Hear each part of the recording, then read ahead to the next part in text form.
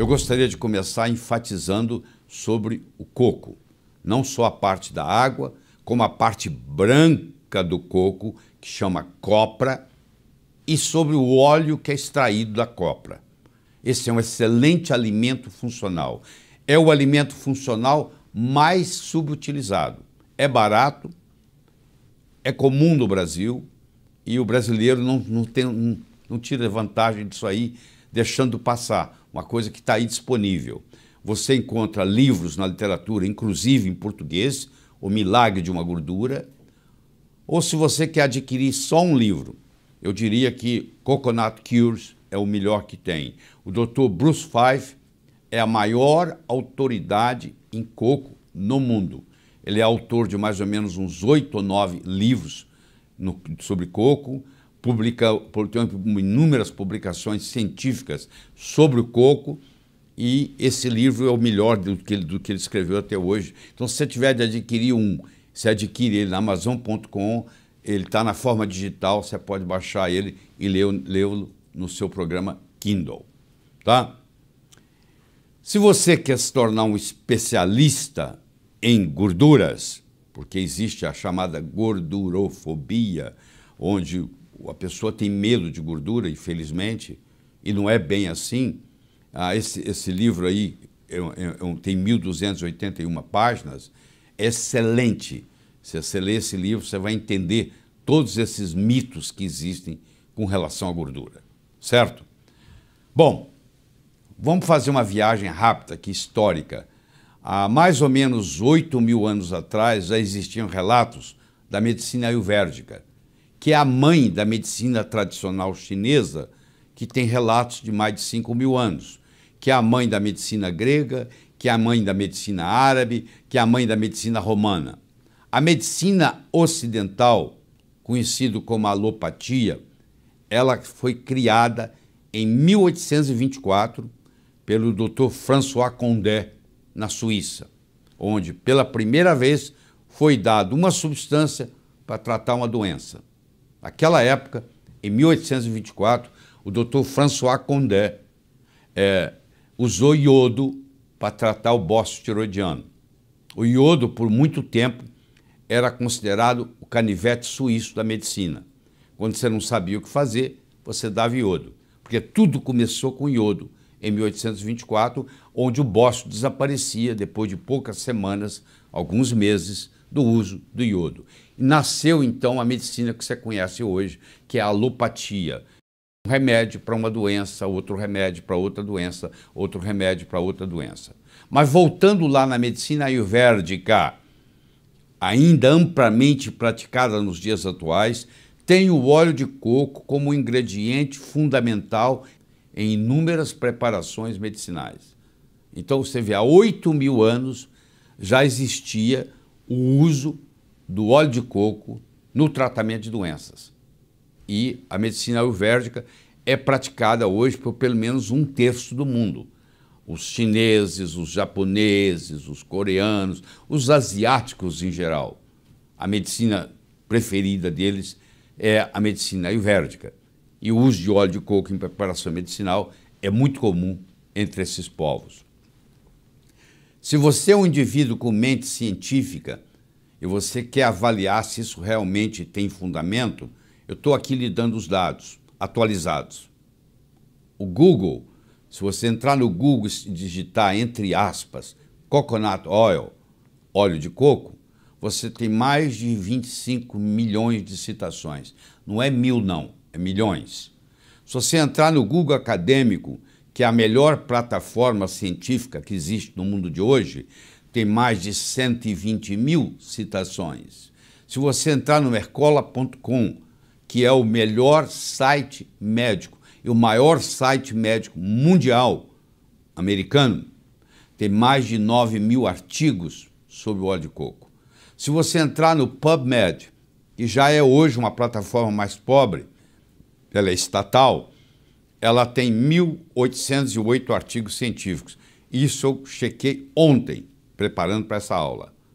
Ela tem 1.808 artigos científicos. E se você entrar no Amazon.com, for na seção de livros, existem mais de 500 livros no Amazon.com sobre óleo de coco falando bem.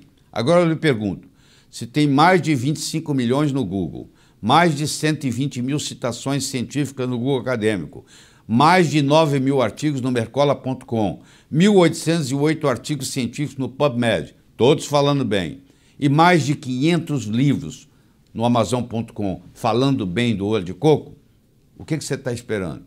É barato, é simples. Uma colher de sopa tem em torno de 14 gramas de óleo de coco, 1 ou 2 colheres de sopa por dia. Você pode colocar no seu café, ele vai ficar um pouquinho mais adocicado, ao invés de você usar açúcar, porque o coco também tem a sua própria açúcar, e você vai estar fazendo um grande bem, principalmente para o seu aparelho cardiovascular, como nós vamos ver aqui no decorrer dessa apresentação. Para você ter uma ideia dessa história de gordura, as gorduras são classificadas em cadeia curta, cadeia média e cadeia longa, porque a gordura é formada de ácido graxo. Eu tenho ácidos graxos de cadeia curta, acético, butírico, capróico. Eu tenho ácidos graxos de cadeia média, caprílico, cáprico, láurico. E eu tenho ácidos graxos de cadeia longa, mirístico, palmístico, esteárico. Vocês estão vendo aqui que os que são de cadeia média, o caprílico, o cáprico e o láurico, representam 67% dos ácidos graxos do coco.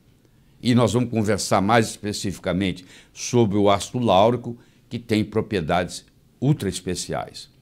Só para você ter uma ideia da diferença, eu quero que você compare nesse slide o vermelho com o azul. O vermelho são os ácidos graxos de cadeia longa, como é o mirístico, o palmítico, o esteárico, o araquídico, o beênico, o lignocérico. Vocês estão vendo que eles vão primeiro até o coração, depois eles vão para o fígado, depois eles são carreados pela LDL até os tecidos, trazidos de volta pelo HDL e levados e expulsos e eliminados na bile. Vê a trajetória do vermelho, por favor. Agora observe a trajetória do azul, que são os ácidos graxos de cadeia média, que no caso é o caprílico, o cáprico e o láurico. Os três estão no óleo de coco. Tá? Você vê que eles têm um percurso totalmente diferente. Eles vão pela veia porta, vão até o fígado diretamente, ao invés de passar lá pelo sistema periférico e voltar no fígado, como é o caso do vermelho, o azul vai direto para o fígado. E eles não são armazenados, eles vão ser transformados em energia. E eles são termogênicos, ou seja, eles contribuem para o processo de emagrecimento. Quem falar para você que óleo de coco engorda, não entende de bioquímica, não entende de nutrição. Isso aí te dá uma perspectiva do que está acontecendo. A região Bicol da República das Filipinas tem o maior consumo de coco do país e a mais baixa taxa de doença cardíaca. Essa correlação não existe só na região Bicol. Em todo lugar onde se consome muito óleo de coco, tem-se muito pouco doença cardíaca. Os efeitos benéficos da água de coco nos níveis de HDL. Se você ingere água de coco diariamente, você vai aumentar o seu HDL, que você conhece com o nome de colesterol bom. Então a água de coco também tem um efeito terapêutico muito grande e tem aí publicações mostrando nesse slide para você ver. A gordura predominantemente no coco é saturada de cadeia média, caprílico, cáprico e láurico. Esses três, que são de cadeia média, constituem 64% da gordura que existe no coco. Aqui está mostrando para você que o coco é conhecido, olha à esquerda aí desse slide, como a árvore da vida, há mais de 4.000 anos usado na culinária. O nome científico é Cocos nucifera. Em 1553 chega ao Brasil, proveniente de Cabo Verde. E à direita você tem a composição, vocês estão vendo que tem 47% de ácido láurico, 9% de ácido caprílico, 7% de ácido cáprico, que são os três de cadeia média. Tá? E o ácido láurico, nós vamos discutir daqui a pouco, quando ele cai no estômago, ele transforma-se em monolaurina, e a monolaurina mata fungo, mata bactéria, mata vírus. Uma propriedade muito interessante da monolaurina. Nos Estados Unidos, hoje, eles estão usando monolaurina em casos de pacientes internados com infecção hospitalar resistente a antibióticos. E eles estão salvando vidas com a monolaurina. E você adquire isso aqui simplesmente ingerindo ou a copra, a parte branca do coco, ou o óleo de coco, e isso vai cair no estômago e vai formar uma substância que tem essa ação antibiótica, mas não prejudica como os antibióticos. O leite materno é rico em ácido láurico. 14% da gordura saturada do leite materno é láurico. 47% dos ácidos graxos do coco é láurico. Então o óleo de coco ele é quase que um substituto para o leite materno. Aliás, as famílias pobres, onde não tem a amamentação por alguma razão, eles fazem uso do óleo de coco e da água de coco e do coco para substituir. E aqui está a explicação. É riquíssimo em ácido láurico. Então não necessita da bile para ser absorvido. Uma pessoa que tem a vesícula removida, ela não consegue absorver gorduras, mas essa gordura de cadeia média não precisa de bile para ser absorvida, facilita a absorção de outros nutrientes, principalmente vitaminas e minerais, não é armazenado no tecido adiposo na forma de triglicérides, não engorda, não requer insulina para o seu metabolismo, ou seja, o diabético pode, sem problema, fazer uso do óleo de coco, é termogênico, significa que aumenta o metabolismo e com isso ajuda no sentido do emagrecimento e é menos calórico do que outras gorduras. Aumenta a termogênese e aumenta a beta-oxidação, o coração usa melhor essa energia. Aumenta a termogênese pós-prandial, ou seja, depois que você ingeriu uma refeição, aumenta o metabolismo. Aumenta a CCK e a PPY, ou seja, aumentando a saciedade. Se você ingerir óleo de coco, você vai comer menos, você vai ter menos fome. Ele é antiviral, antifúngico, antibacteriano, graças às propriedades do ácido láurico, principalmente, que transforma-se em monolaurina. Inibe a transcriptase reversa do HIV. Paciente com HIV positivo, que faz uso de óleo de coco, não evolui para AIDS. Em todas as ilhas do Pacífico, os pacientes que têm HIV positivo e que fazem uso de óleo de coco, porque lá faz parte da culinária, eles não viram AIDS. Quando esses pacientes que têm HIV positivo, que vivendo nas ilhas, não manifestavam AIDS, quando eles mudam para cidades grandes, saem das ilhas, eles começam a ter AIDS. E é um imunomodulador, ajudando bastante em pacientes com doenças autoimunes. Você está vendo que o coco é um dos melhores alimentos que existe. Tá? É um alimento funcional subutilizado. Ele é rico em ácido láurico, como eu já disse, vai virar monolaurina. Ele é rico em triglicéridos de cadeia média. Ele inibe a 5-alfa-redutase, que nós vamos discutir quando discutirmos hormônios. Ele é um potente anti-inflamatório. Ele inibe a interleucina 1, a interleucina 6, aumenta a interleucina 10, que é anti-inflamatória. Ele não muda o colesterol, mas ele diminui o colesterol ruim, aumenta o colesterol bom. Ele tem um efeito antitrombótico e ele inibe a peroxidação lipídica. Ele tem uma ação antioxidante. Tudo isso é estudado, tudo isso é publicado. E agora eu quero mostrar para você, mesmo que saia diretamente da parte do coração, mas continua na área cardiovascular. Aqui está a doutora Mary Newport, escreveu esse best-seller, esse é um best-seller do New York Times, onde o marido dela, Steve, desenvolveu Alzheimer e ela não tinha mais o que fazer com ele. E ela começou a dar para ele óleo de coco, sem nenhuma esperança, e de repente a melhora foi absoluta. Ele voltou a ser o contador da firma dela, ele voltou a dirigir, e aqui está mostrando para vocês que quando você ingere o óleo de coco, você gera no seu corpo corpos cetônicos, que são 3, acetona, acetoacetato e beta-hidroxibutirato, e esses corpos cetônicos gerados a partir dos triglicéridos de cadeia média do coco são de grande valia no metabolismo energético do cérebro. O cérebro gosta de ser alimentado com corpos cetônicos. Olha que coisa interessante. O paciente com Alzheimer, você faz um teste nele chamado teste do relógio. Você entrega para ele uma folha em branco e pede ele para desenhar um relógio. O Steve, o marido da doutora Newport, ela entregou para ele uma folha em branco um dia antes de começar o óleo de coco e pediu ele para desenhar um relógio. Olha o que ele desenhou. Ele fez um esboço, você não sabe que aquilo é um relógio. Aí ela colocou uma colher de sopa 3 vezes ao dia de óleo de coco. Olha o que acontece 2 semanas depois.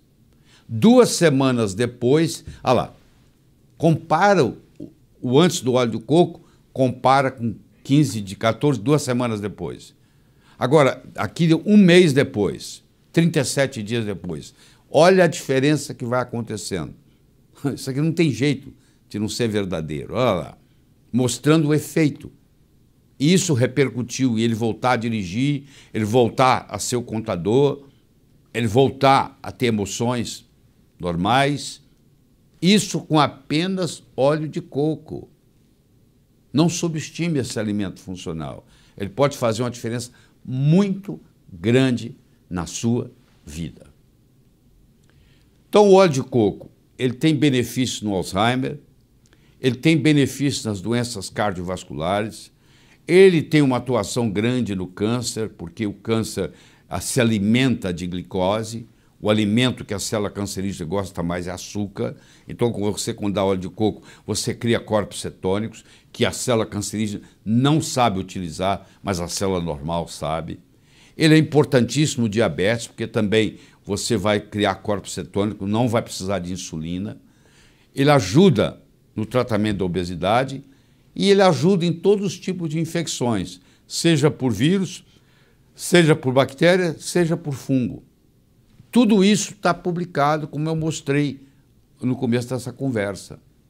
Então, eu recomendo você, pelo menos, fazer uma tentativa. Faz uma prova.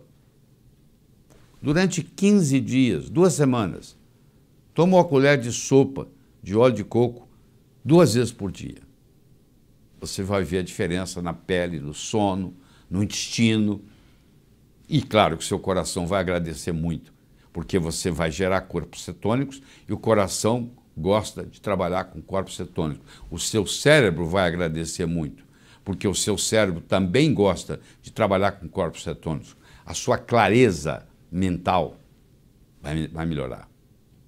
A sua inteligência vai ficar mais aguçada. Bom, se você quiser estudar mais, eu espero que aqui seja só o começo dessa conversa, eu estou te dando aí 5 sites importantes sobre o óleo de coco. Eu gostaria de enfatizar o terceiro, que é o westernprice.org, que é o melhor site de nutrologia que tem no mundo. E gostaria de enfatizar o último, que é o coconutresearchcenter.org, que é um site que põe as publicações científicas com relação ao óleo de coco. Então, se alguém questionar para você que isso não é científico, você leva essa pessoa até o coconutresearchcenter.org e mostra que toda a parte científica que está lá. Então, isso aí contribui muito para ajudar você a estudar ainda com mais profundidade os benefícios desse alimento funcional subutilizado que é o coco.